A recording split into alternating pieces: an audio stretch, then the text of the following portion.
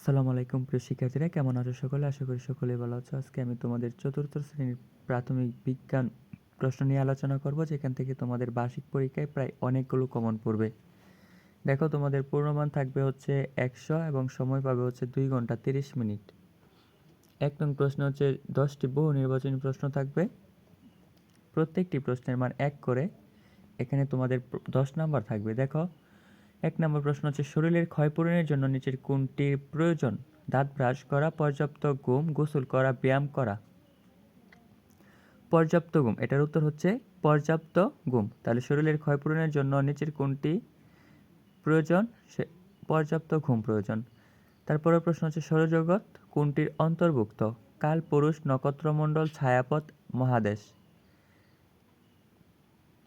তারপরের প্রশ্ন থাকো বাংলাদেশের কোন প্রাকৃতিক সম্পদ নেই? চুনা পাথর, কয়লা, প্রাকৃতিক গ্যাস, ইউরেনিয়াম। তোমরা নিজেরা চেষ্টা করো উত্তরগুলো দেওয়ার, আমি সবার শেষে উত্তরগুলো বলে দেব, ঠিক আছে? তারপরে দেখো কোনটি খাবার স্যালাইন তৈরির উপকরণ নয়? নিরাপদ পানি, গুড়, লবণ, লেবু। 5 নম্বর প্রশ্ন হচ্ছে পদার্থের সাধারণ বৈশিষ্ট্য কোনটি? রং, গন্ধ, আয়তন, গঠন। তারপরের প্রশ্ন হচ্ছে নিচের কোনটি প্রবাহিত হলে গাছের ডালপালা নড়ে? শব্দ, আলো, তাপ, বায়ু। 7 নম্বর প্রশ্ন হচ্ছে কিলোগ্রাম কিসের একক? আকার, আয়তন, ভর, ওজন। তারপরের প্রশ্ন হচ্ছে নিচের কোনটি প্রাকৃতিক সম্পদ? পানি, ভাস, সৌর প্যানেল, কাঁচ। তারপরের প্রশ্ন হচ্ছে কোনো কিছু করার সামর্থ্যকে কি বলে? সম্পদ, শক্তি, শিলা, জ্বালানি। তারপরের প্রশ্ন হচ্ছে পৃথিবীর একমাত্র প্রাকৃতিক উপগ্রহ কোনটি? আকাশ, সূর্য, মেঘ, চাঁদ। 2 নম্বর প্রশ্ন হচ্ছে 2 নম্বরে থাকবে হচ্ছে তোমাদের শূন্যস্থান পূরণ করতে হবে। এখানে তোমাদের 5টি শূন্যস্থান পূরণ করতে হবে, প্রত্যেকটি প্রশ্নের মান 2 করে। এখানে তোমরা 10 নম্বর থাকবে।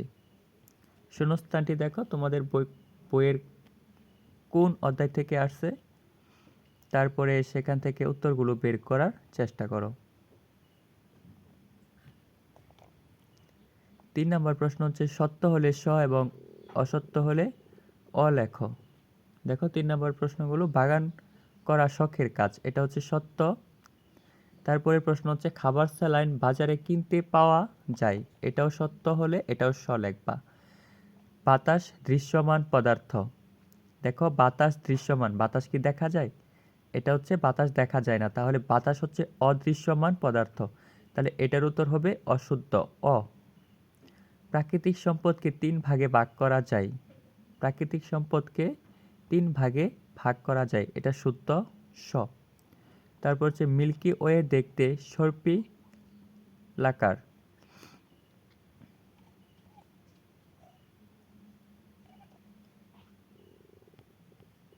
তারপরের প্রশ্ন দেখো, 4 নং প্রশ্ন আসবে হচ্ছে তোমাদের ডান বাম অর্থাৎ মিলান্তি। দেখো তোমাদের মিলান্তিটা এখানে তোমাদের বইয়ের কোন অংশ থেকে আসছে সেটা তোমরা দেখো এবং উত্তরগুলো বের করার চেষ্টা করো। জায়গা দখল করে পদার্থ, প্রাকৃতিক গ্যাস,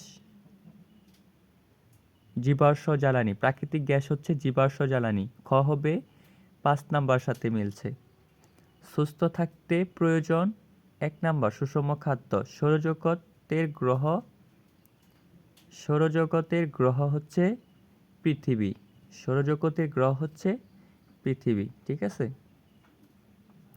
তারপরের প্রশ্ন দেখো, নিচে যে কোনো 10টি প্রশ্নের উত্তর সংক্ষেপে লেখ। বস্তু বলতে কি বোঝায়? বস্তু বলতে কি বোঝায়? বস্তু বলতে এই উত্তরগুলো তোমাদের আমি নেক্সট ক্লাসে আলোচনা করব, অথবা তুমি তোমার গাইড বই অথবা নোট বই থেকে বের করে পড়ার চেষ্টা করো। এগুলো থেকে অনেক ইম্পর্টেন্ট, এগুলো তোমাদের পরীক্ষায় আসবে, ঠিক আছে?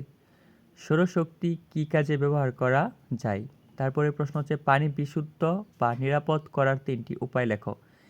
এই প্রশ্নটা অনেক ইম্পর্টেন্ট। পানি বিশুদ্ধ বা নিরাপদ করার 3টি উপায়। একটি উপায় হচ্ছে ফিটকিরি মিশিয়ে পানিকে শুদ্ধ করা, আরেকটা হচ্ছে ফুটিয়ে, তারপরে একটা হচ্ছে থিতানো। এই 3টা পদ্ধতি, ঠিক আছে? তারপরে হচ্ছে তরল পদার্থের 3টি বৈশিষ্ট্য লেখো।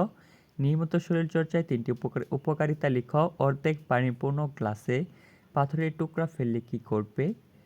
পানির স্রোত থেকে কিভাবে বিদ্যুৎ উৎপাদন করা হয়? পানিবাহিত রোগ কি? এই প্রশ্নটাও অনেক ইম্পর্টেন্ট যে পানিবাহিত রোগ কি? আমরা কখন এবং কেন চাঁদ দেখতে পাই? শক্তির উৎস কি? গ্যালাক্সি কি? সৌরজগৎ কাকে বলে?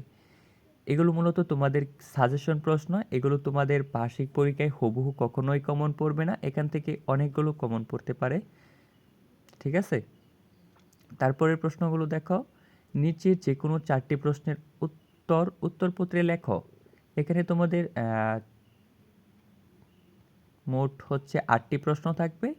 এখান থেকে তোমাকে 4টি প্রশ্নের উত্তর দিতে হবে। ঠিক আছে? প্রত্যেকটি প্রশ্নের মান 8 করে এখানে তোমাদের 32 নাম্বার থাকবে। ওজন কাকে বলে? পৃথিবীর পদার্থকে কোন দিকে টানছে? কিভাবে প্রমাণ করবে যে বস্তুর ওজন আছে? তারপরে প্রশ্ন হচ্ছে পদার্থ কি? পদার্থের 3টি বৈশিষ্ট্য লেখো। পদার্থ জায়গা দখল করে একটি পরীক্ষার সাহায্যে প্রমাণ করো। এটা অনেক ইম্পর্টেন্ট প্রশ্ন, তুমি এটা শিখবা। ঠিক আছে? তোমার মেইন বই থেকে অথবা গাইড থেকে। তারপরের প্রশ্ন হচ্ছে নিয়মিত বিশ্রামের প্রয়োজন হয় কেন? ব্যাখ্যা করো। ক্লান্তি দূর করার 4টি উপায় লেখো। তারপরের প্রশ্ন হচ্ছে শক্তি কি? এই প্রশ্নটা অনেকবার আসে। ঠিক আছে? তোমাদের পরীক্ষায়, বার্ষিক পরীক্ষা বলো, প্রথম প্রান্তিক বলো, দ্বিতীয় প্রান্তিক বলো। শক্তির উৎস বলতে কি বুঝো? শক্তি উপাদানে প্রাকৃতিক সম্পদের 5টি ব্যবহার উল্লেখ করো।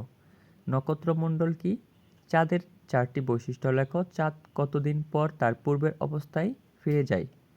তারপরে প্রশ্ন হচ্ছে প্রকৃতিতে পাওয়া যায় কিছু আমাদের কাজে লাগে তাকে কি বলে? মানে প্রকৃতিতে পাওয়া যা কিছু আমাদের কাজে লাগে তাকে কি বলে?